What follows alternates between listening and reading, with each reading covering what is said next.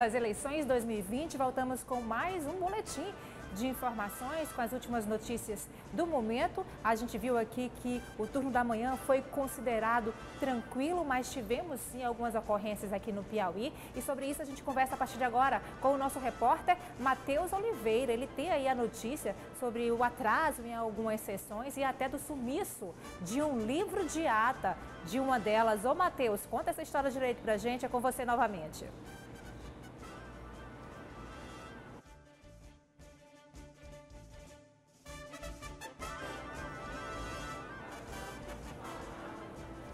A gente está com um probleminha no áudio do Matheus, me confirma aqui, produção. Parece que a gente teve uma queda no áudio do Matheus, mas já o Matheus volta com a gente para nos atualizar aí desses registros, tá certo? Um livro de ata aí que sumiu numa sessão e acabou causando uma certa confusão. O Matheus vai explicar direito para a gente essa história. Mas agora, enquanto a gente regula aí o áudio do Matheus, a gente vai conversar com o Jefferson Fassi. Ele está no Amapá e ele vai dizer para a gente contar que lá municípios do estado registraram uma eleição tranquila também, apesar do apagão. Não é isso, Jefferson? É com você. Boa tarde, amigos do Sistema Meio Norte. Realmente, aqui no Amapá, desde o dia 3 de novembro, Shirley, nós estamos vivendo dias medievais. É uma tristeza o que está acontecendo aqui no estado do Amapá. No dia 3 de novembro, tivemos uma tempestade de raios que atingiu os três grandes transformadores que fazem parte da subestação que é ligada na linha do Tucuruí. Esse linhão do Tucuruí traz a energia do Sistema Nacional de Eletricidade para o estado do Amapá e dessa subestação se distribui a todo o estado do Amapá.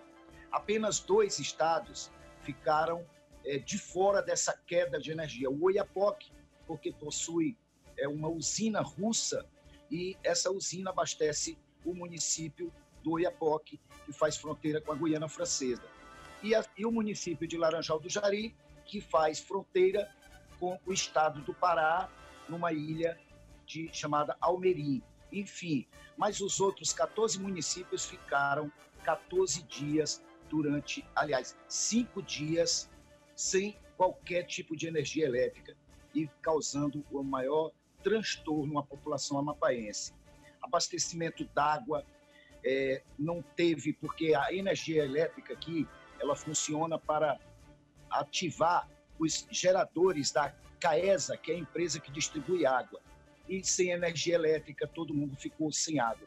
As filas nos postos de combustível ficaram quilométricas, porque também o combustível, a maioria dos postos de combustíveis aqui não possuem geradores próprios de energia, então apenas alguns conseguiram abastecer. E aí, obviamente, a perca de alimentos, porque as pessoas que tinham alimentos estocados em suas geladeiras e freezers, quase tudo estragou. Enfim, e também sem um sinal de internet, Chile. A situação aqui ficou caótica. Então, em Santana, que é o vizinho município aqui da capital amapaense, existe uma subestação que é chamada de backup. Nós, aqui no estado do Amapá, nós somos fim de linha do sistema elétrico. Então, nós temos um backup para situações como essa. Mas, dos 3 backups que nós temos aqui, que são 3 pequenas termoelétricas, 2 estão avariadas. E essa terceira carecia de manutenção, o que foi feito agora há pouco, há 3 dias atrás, restabelecendo parcialmente para os municípios do estado do Amapá energia elétrica. Isso fez com que, além desse apagão e de mais de 80 protestos que aconteceram por toda a capital amapaense, com incêndio, com barricadas, e a ABIN, o Exército e a Polícia Federal identificaram que estavam sendo organizados protestos para o dia de hoje, aqui na capital amapaense, inclusive com incêndios, com coquetéis molotovs, para atrapalhar ou impedir as pessoas de votar. Foi o que impulsionou o TRE do Amapá a pedir ao ministro Barroso a suspensão e a consequente transferência das eleições na capital amapaense para os próximos dias 13 de dezembro e o segundo turno logo após o Natal, no dia 27 de dezembro. Em Santana, que é o segundo colégio eleitoral do Amapá, a eleição transcorre com muita tranquilidade, apenas alguns fatos que são triviais em todas as eleições. A Polícia Federal prendeu agora há pouco um motorista que transportava eleitores para fazer a votação, eleitores esses que são oriundos da Ilha do Marajó, para votar lá em Santana. No mais, nos outros municípios, as eleições transcorrem com bastante tranquilidade. O que foi que aconteceu no dia de hoje em relação ao apagão, ao racionamento que nós estamos sofrendo com a energia elétrica? O município de Macapá, agora, a cada 2 horas, a energia vai embora e só retorna 2 horas após. E o resto dessa energia está canalizada para todos os outros municípios, assegurando durante o dia todo, até o término da votação, a energia para esses municípios. Laranjal do Jari, como eu já disse, e Oiapoque, eles não necessitam dessa subestação pequena, que é uma termoelétrica que está em Santana. Mas Ferreira Gomes, Tartarugalzinho, Calçoenho, o próprio município do Amapá dependem dessa energia. Mas Macapá, infelizmente, não está tendo as eleições, o que gerou muito protesto ainda, porque todos os candidatos a prefeito aqui da capital amapaense, inclusive dentre eles Josiel Alcolumbre, que é irmão do presidente do Congresso Nacional, pediram o adiamento das eleições. Tá certo, Jefferson. A gente agradece a sua participação, a gente está com o tempo um pouco corrido, mas muito obrigada pelas informações. Se não bastasse já as dificuldades, as limitações de uma pandemia, o estado do Amapá vivendo essa situação inacreditável, né? Surreal, um apagão que já dura tantos dias. Obrigado, Jefferson, com as informações ao vivo do estado do Amapá. Agora sim, a gente vai conversar com o nosso repórter, o Matheus Oliveira, que tem esse registro aí dessas ocorrências que aconteceram agora há pouco, né? De sessões onde houve um atraso e o sumiço de uma ata. A ata sumiu de uma sessão e o Matheus vai explicar para a gente agora o que pode ter acontecido com essa ata. Já foi encontrada, Matheus? Conta para a gente. Olá, Shirley. Boa tarde para você novamente, a todos que acompanham a nossa transmissão das eleições 2020. Isso aconteceu na zona norte da capital, no Colégio Murilo Braga, lá no bairro Marquês. De acordo com as informações, os eleitores tiveram que esperar cerca de 3 horas para acessar uma sessão. Isso porque o livro de ata, né, o livro de registro das votações, nesse caso, não teria sido encontrado. O problema foi passado para o TRE e o TRE divulgou uma nota. Nessa nota, ele confirmou esse problema e explicou que não precisou efetuar a impressão de um novo documento, porque foi encontrado aí já em seguida, mas houve sim esse atraso no que provocou aí esse certo constrangimento para esses eleitores na região norte da capital Teresina. Shirley. Tá certo, Matheus. A gente vai conversar agora com o George. Me confirma o sobrenome do George, do nosso colaborador, Nájila. O George, ele está em Porto Velho, não é isso? Ele vai trazer as informações de Porto Velho, então vamos agora conversar com ele. Olá, George, é com você.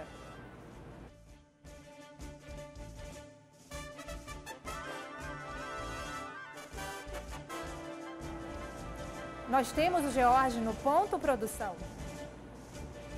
Temos, então a gente vai conversar agora. Vamos saber também como é que está a movimentação. A gente que está acompanhando essa movimentação nas principais cidades do país, né, dos principais estados. Vamos ver como é que está na região norte, né? Agora sim, George, é Hannisson, né, o sobrenome dele, que está lá em Porto Velho. Com você, George. Obrigado, Silvio. Boa tarde a todos.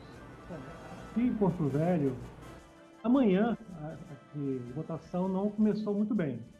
As sessões simplesmente desapareceram. As pessoas simplesmente não encontravam os seus locais de votação. Foi uma confusão. Pelas imagens vocês podem ver, isso aí é o início, às 7 horas da manhã. Nós estávamos acompanhando, nós acompanhamos os idosos acima de 60 anos, que chegaram cedo e ficaram aguardando para entrar. Após essa abertura das sessões no local de votação, as sessões simplesmente sumiram.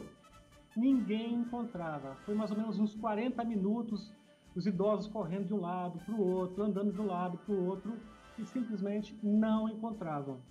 Agora, ainda há pouco eu estive em alguns lugares e eles colocaram os números, os códigos antigos abaixo dos códigos novos, dos números novos das sessões eleitorais, para ajudar o eleitor, porque simplesmente estava difícil pela manhã.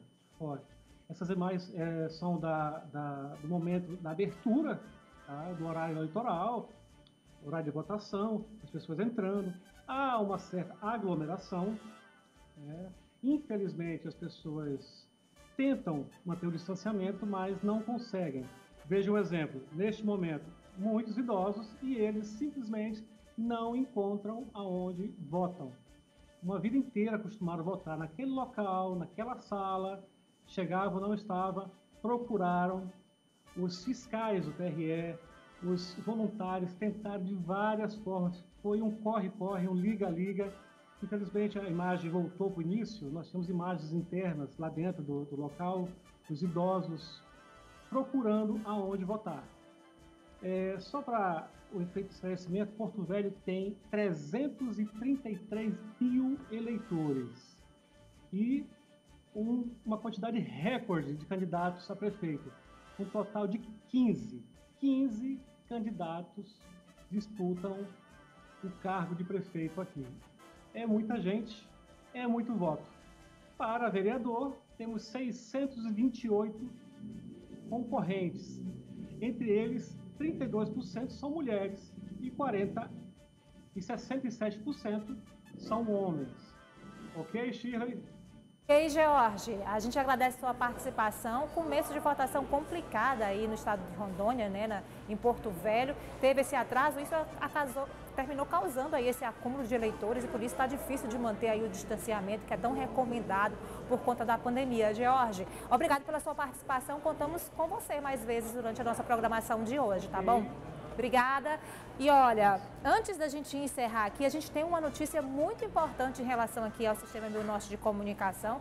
A gente foi vítima de fake news. Então, vou dizer para você que o Jornal Meu Norte, veículo de comunicação com credibilidade, sedimentada em décadas de serviço ao povo piauiense e que diariamente tem como missão informar com verdade e compromisso com a população, inclusive combatendo notícias falsas, foi, ironicamente, hoje vítima de fake news. É justamente isso, uma capa falsa atribuída ao Jornal Meu Norte, imitando a diagramação e também os caracteres do impresso original, com a definição do segundo turno e supostos apoiadores, está circulando, viu, gente, de forma criminosa. É bom a gente ressaltar aqui, isso é crime. Então, está circulando essa capa de forma criminosa nas redes sociais. A nossa equipe jurídica, né, do Grupo Meu Norte de Comunicação está ciente e é claro que vai tomar as medidas cabíveis para encontrar o autor da capa e também notificá-lo judicialmente. Um boletim na Polícia Federal já foi feito, então, pela equipe de advogados da empresa. A capa verdadeira, veiculada neste final de semana,